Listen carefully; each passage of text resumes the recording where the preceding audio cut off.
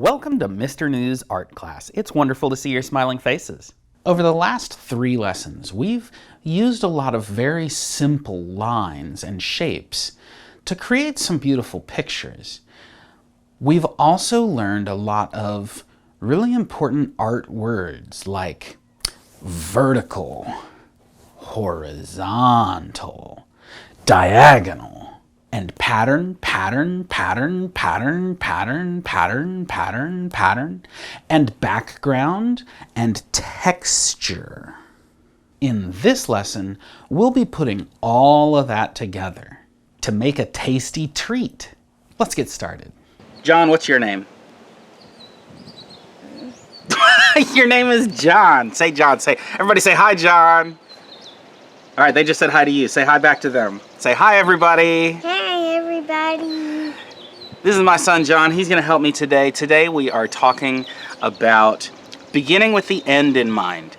When we begin with the end in mind, that means we start with a plan or at least an idea of what our picture is going to look like. John, what are we going to draw today? Cupcake. Cupcakes! Yeah, everybody loves cupcakes. Now you can start with any materials you like. John, what's your favorite thing to draw with? Sharpie. Sharpies. We got this big old bag of Sharpies here that John loves to draw with, so that's what we're going to draw with. You can use whatever supplies you have, crayons, markers, colored pencils, anything, it doesn't matter. But if we're drawing a cupcake on this big paper right here, John, I have a question for you.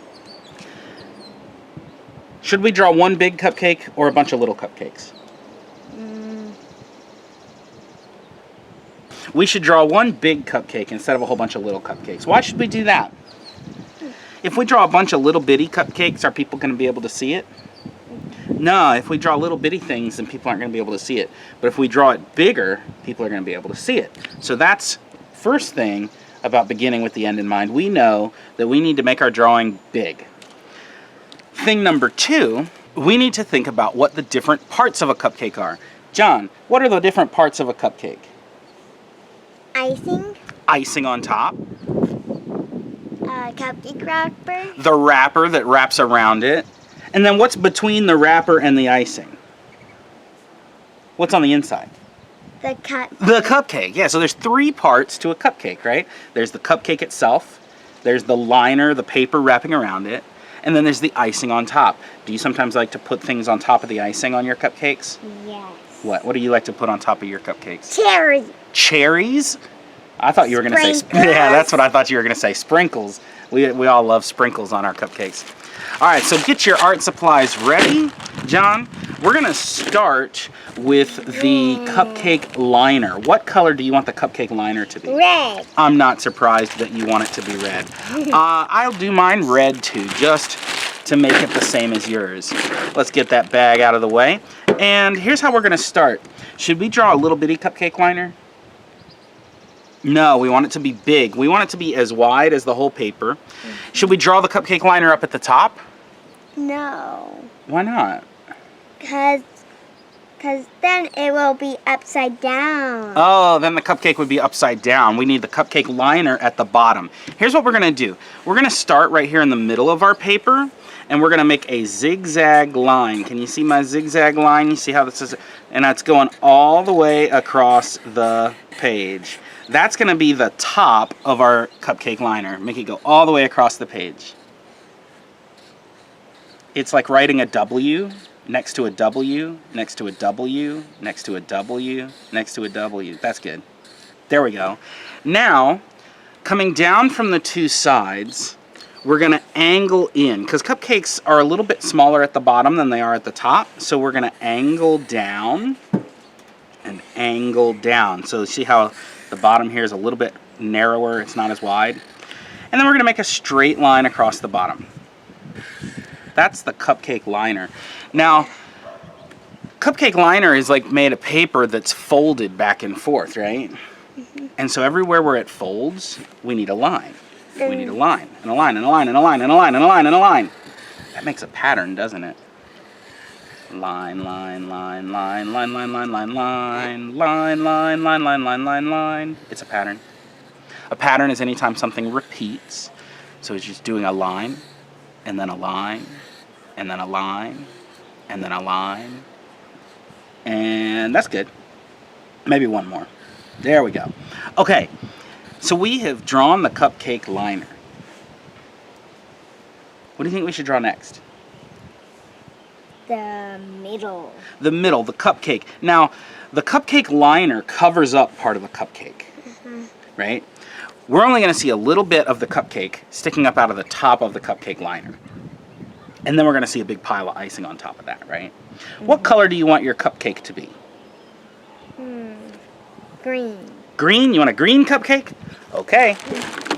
Let's switch our colors out. Get yourself a green. You can do whatever color you want. The cupcake is going to be a big bump that comes all the way from the right side to the left side.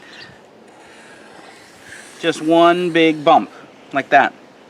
Yeah, you made yours a little bigger than mine. That's fine. Cupcakes sometimes are, bumpier up top or flatter on top. Either way, doesn't matter. Now, what color do you want the icing to be? Blue.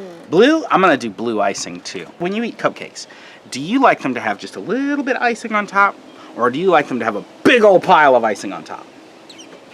Big old. Big old pile, right? When you eat cupcakes, you usually lick the icing and sprinkles off the top and then throw the cupcake away. I don't do that. I just eat the whole cupcake. You eat the whole thing? Okay. Well, you might be one of those people who likes just a little bit of icing, or you might be one of those people who likes a big old mountain of icing, and you decide how to draw the icing on top of your cupcake. And there's a real easy way to choose how you're going to draw it, if it's going to be just one layer or lots of layers.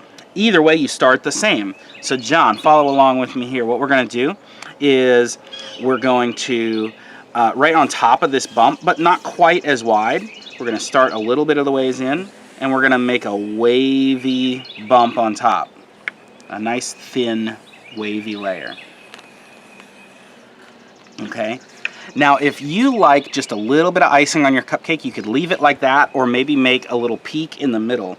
If you like a big mountain of icing, you keep making more of these wavy layers. Now, John, yours is a smooth curve. Let's make them in wavy layers. No, Watch. black. You see how I'm waving? See how I'm making it a wavy line? And you see how the next layer is not quite as wide? Oh, you're going to do different colored layers? That's cool.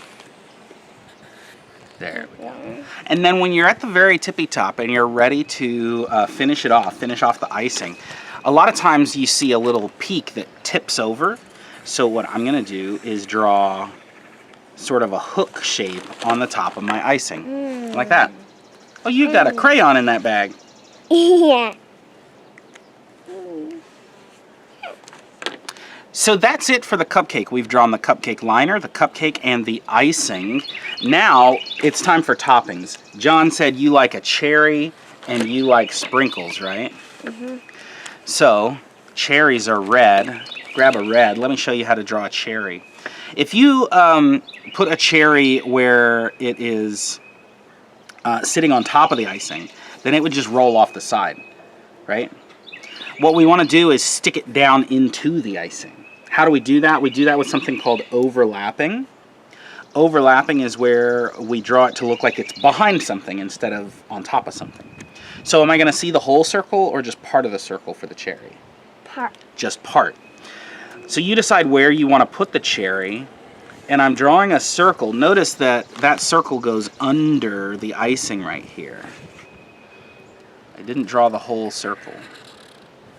And then we want a stem on top of that cherry, right? Right.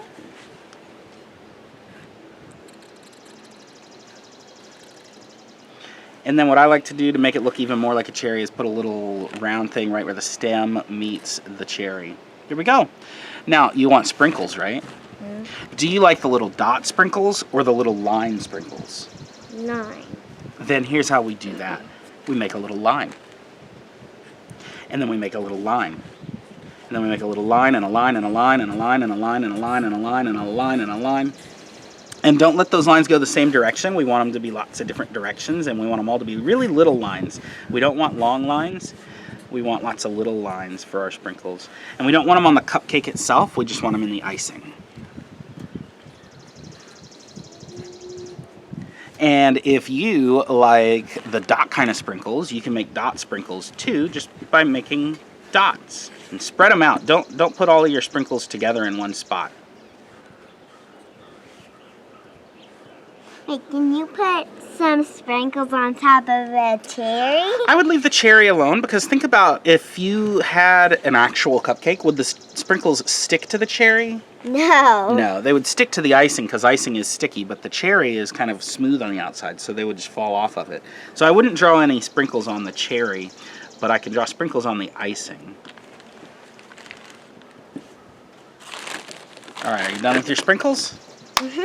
Next, there's one last thing we want to do to finish off this picture. We need to put a plate underneath this cupcake. Now here's how we're going to do that.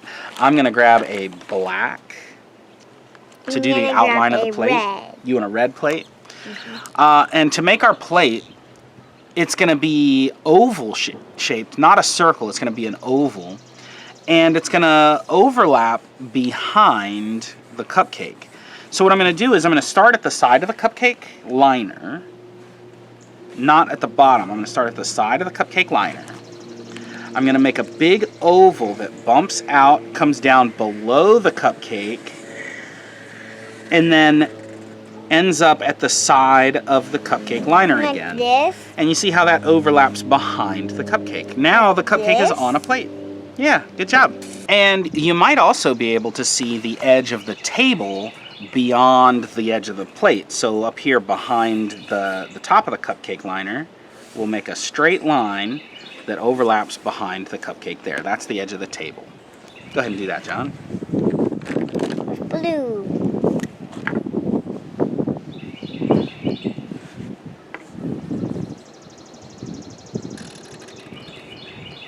All right, now all that's left is to color your cupcake liner, your icing, your plate, and your table, and the wall in the background however you want. You can use whatever colors you want. It's totally up to you. And the cherry? And the cherry. Or you could leave it completely just a line drawing. It's totally up to you. Was that fun, John? Yeah? Would you like to eat that cupcake? Yeah?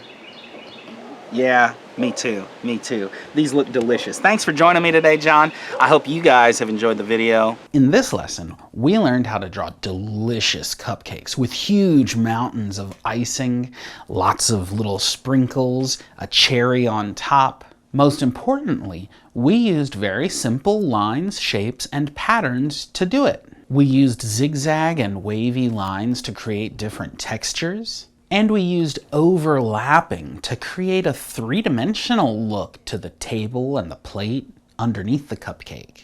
In our next lesson, we'll have some fun learning how to draw monsters. I can't wait to see you then.